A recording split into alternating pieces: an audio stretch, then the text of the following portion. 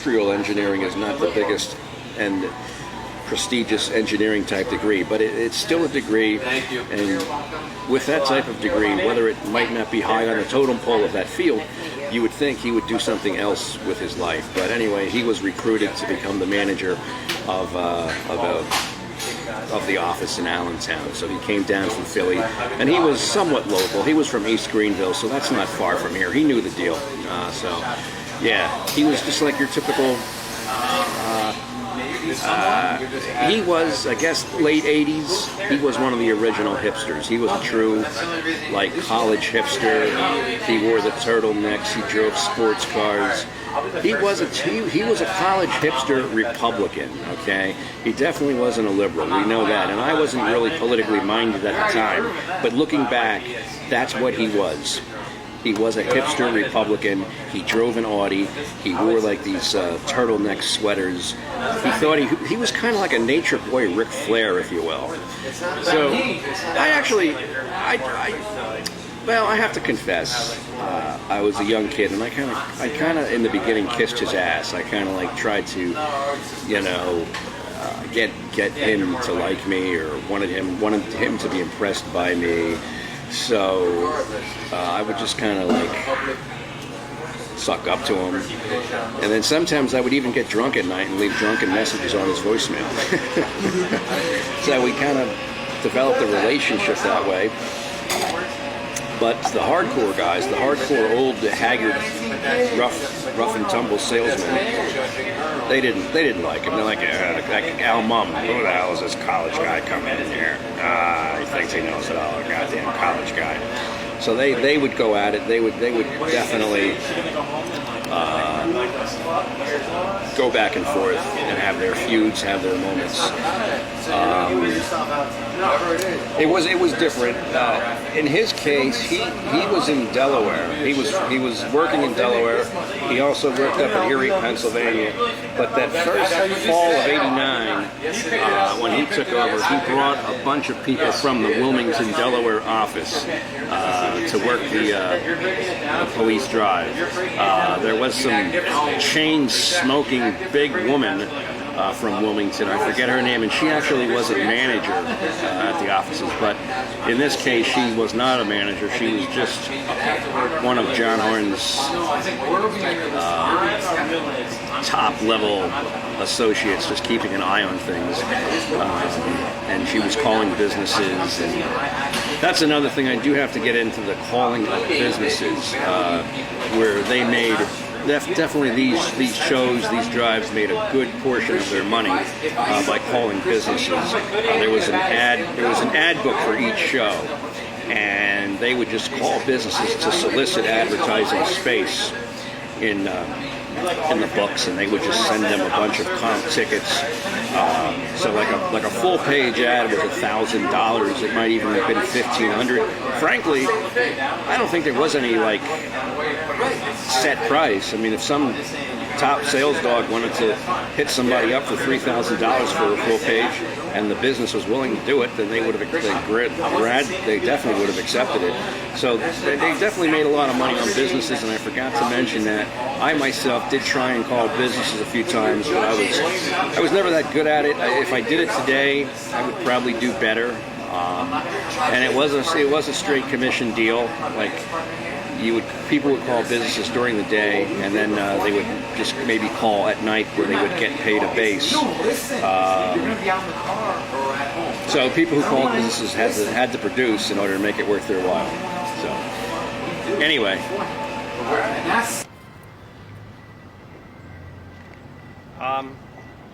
So 1124 Hamilton Street. They had a crew from Delaware, as I was mentioning, and they started to, since the show had been, or since this company had been in town for a couple of years, they had a thing called taps, which is basically re-ups. You have established customers. I don't know where the name taps comes from. I mean, it means like they're easy or something because they gave before. There's an assumption that they're going to give again. I don't know where the name taps came from. I mean, there's a better name for this type of sales list. But whatever, they called them taps. And I mean, this is funny now. Going back to 1989, we didn't have computers. The people who had given in the past were on like a little cardboard piece of paper with their name and address and phone number, and they were like in a shoebox. So they had a crew of tap callers. Now, I was good, but for probably a number of reasons. I was good, but I was a little bit off the wall, so they didn't feel that they could trust me enough to be a tap caller. So I wasn't really a tap caller yet. There was Al, and some of these guys from Delaware that had come up were given the taps. And then there also were leads. The leads were people who may have given to the police, but they didn't give to the firefighters. But since they gave to the police, they were still going to be called for the firefighters. Those were leads. I think everybody called those. They handed those out to everybody in the room. So anyway, going back to 1989, I should probably go over the pay scale. I mean, it really started at minimum wage, and back in 1989, was minimum wage, I think, was, believe it or not, you're going to laugh at this. Some people are going to laugh at this that are younger. Minimum wage, I think, was like $3.50 or I think it was $4 actually. I'm pretty sure it was $4. It had been $3.35 in '87, but they did raise it, so it was like $4. So the pay scale for just a regular cold caller was like $4 up to maybe 10 or 11. That was like a ceiling. Now, we were good. Most people, like myself and some of the other guys who established themselves and had been working steady with the company, we were not making $4. I can guarantee you that. We were probably averaging about 8 or 9, and this is in 1989. So, to round that off and kind of come to today's terms, it would probably be, I guess that would probably be like making $13 an hour today. I think that would be fair. I mean, it's nothing like spectacular, but I mean, for somebody that's 20, 21 years old, it was good. You know, we were fine. And of course, things weren't as expensive. I mean, the economy's gotten worse and prices have gone up. So, you know, people could live on that and enjoy themselves and do all kinds of crazy things. So that was the pay scale for the cold people. But then if you actually were if you were accepted and promoted to a tap caller, you had a higher standard. You had to at least make your quota. Your pay started at $8. Okay, your pay started at, I think it started at 8, and it might have went up to 13 or 14. And then I think they actually, if I'm not mistaken, it's been so long ago, they actually gave you like a percentage, like 5 or 10% on top of what came in paid. So a tap caller made some good money. I mean, the business callers, if you were able to sell straight commission, and sell $1,000 worth of ads a week, I mean, you were making good money on doing that as well. So, but the thing of it is, it was all temporary. It never was. It was based on like so many weeks. I mean, once you come closer to the time of the show, obviously the leads aren't there, and you're not going to make as much money because it's all called out, it's all saturated. But that's you just basically made the money as soon as you could, and as quick as you could, and you tried to keep it going as long as you could. So that's the pay scale. That's how it pretty much works.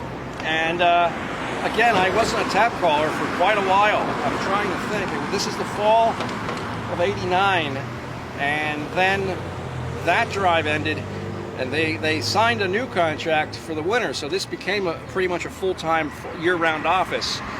And for whatever reason, I don't think I was like really working that.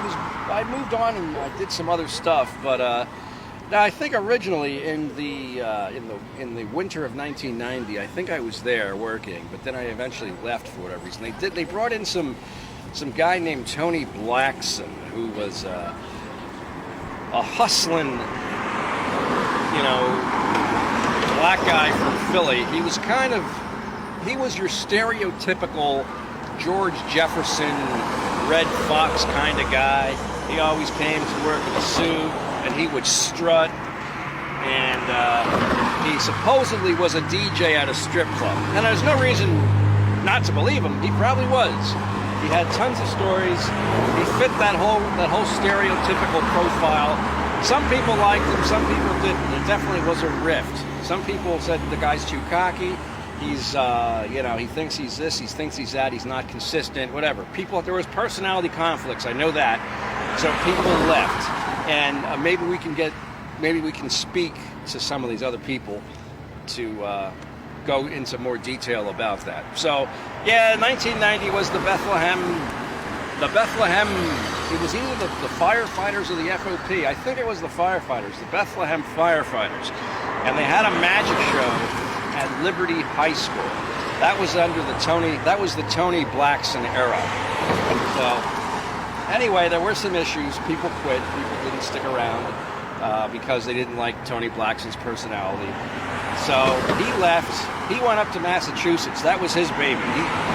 For whatever reason, he thought Massachusetts was great. So when the drive ended, he went up to Massachusetts. I think I was actually working part-time in telemarketing for the morning call and working at m.charles, which was stupid.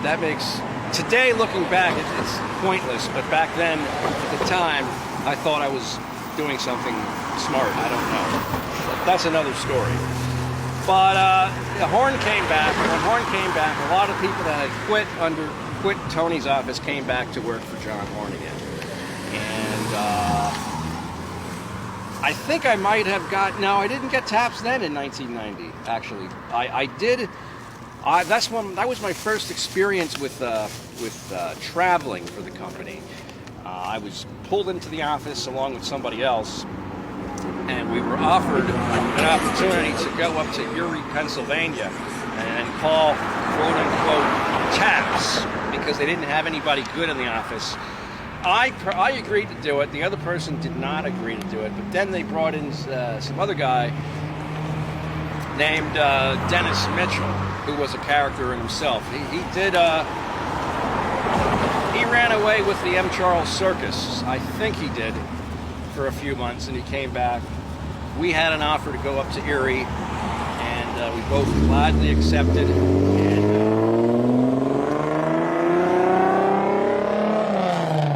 John Horn drove us to Erie, Pennsylvania in his fancy Audi. I remember that. Hooked us up in some hotel. It was right by the river in Erie, Pennsylvania, the lakes. And yeah, we cleaned house. I don't think there were many people in that office for some reason. They had us in a separate room, and then they might have had like 5 or 6 people in the other room. And I really can't remember the people that worked there. Only I do remember there was some woman there in the office with us. Yeah, I remember her. She was from Ohio. Because in Erie, Pennsylvania is very similar demographically to the Lehigh Valley, to Allentown. It's only 2 hours from Cleveland, and then it's a few hours from Pittsburgh. Pittsburgh is a couple hours south. Cleveland, Ohio is a couple hours west, and then there's even Buffalo too. Yeah, Buffalo. There's like a connection of Buffalo. So there's like a lot of transient people from Buffalo, Cleveland, and Pittsburgh always coming into Erie. So I do remember something about this woman. She worked in the office. She was the secretary. I think she might have made some calls. She had some kind of Cleveland connection going on, I think. Yeah, I don't know. One of her ex-boyfriends was in Cleveland, and he owed her money and child support, all this and that. So I do remember all this drama going on. Anyway, we did well there. I mean, Mitch and I, as he was called, we definitely wrote up probably 25. It would be fair to say we probably wrote 2,500 a night. I mean, like 100 sales a night in Erie, Pennsylvania. We did very well. We cleaned up. We were there for a month, maybe a little more than a month. I'm not sure. And the guy who ran the office was a weirdo by the name of Phil Best. And he was from Delaware, and he worked in the Allentown office also, and he was a business caller. and John gave him the Erie office to run, and he was just a complete flake. He didn't know what he was doing. He was just like a clueless. I remember he showed up in the office in the morning. He would pick us up.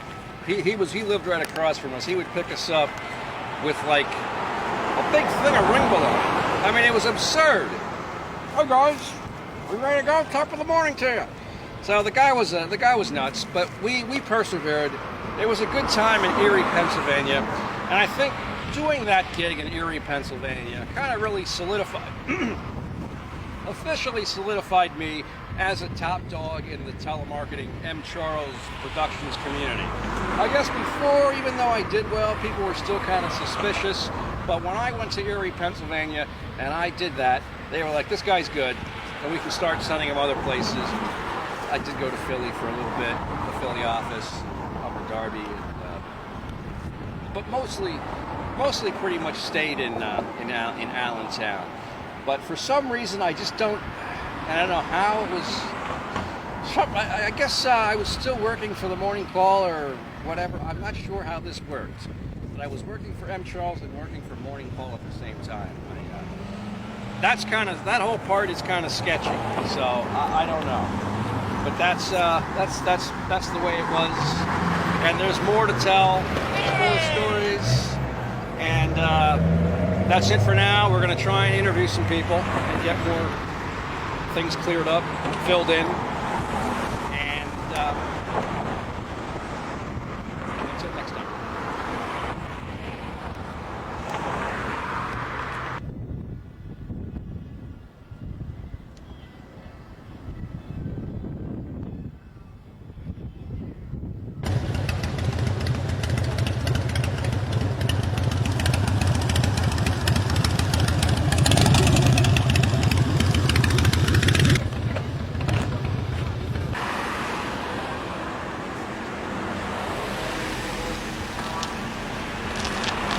More humid as the day rolls on, high temperature of 90 degrees. Then for tonight, mainly